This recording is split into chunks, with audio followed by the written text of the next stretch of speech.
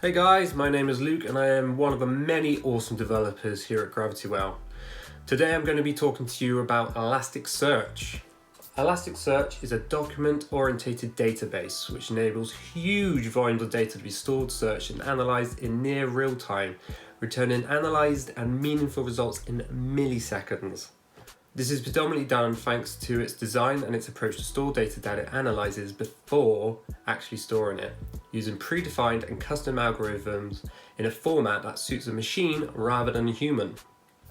It almost uses the same approach to how Google stores its data regarding indexed websites, to give you the most relevant results based on your search. But before I go any deeper into Elasticsearch, I'm going to take a step back and talk to you about traditional database to give you some background on why Elasticsearch exists and why is it so powerful. Traditional databases store data for humans by humans. If you want to store an article of a website in a database, it will be stored word for word. If you query that data, you'll basically get out what you put in.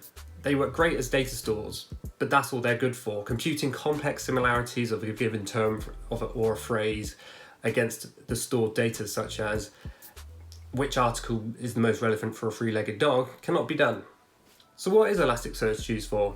In its simplicity, Elasticsearch is used to efficiently search for meaningful records that have similarities to the given query, while returning a score based on the relevance of the records that have been found. So how does Elasticsearch work? Indexes can be created to define how each of the expected pieces of data should be analysed and stored. When data is indexed as a document, Elasticsearch stores each of the fields associated with the document in a format that complements the type of data being stored from a machine's point of view. Must emphasize that.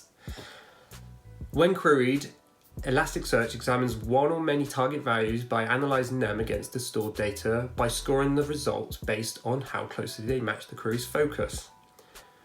The results of each analysed record is then cached in memory to dramatically speed up subsequent queries.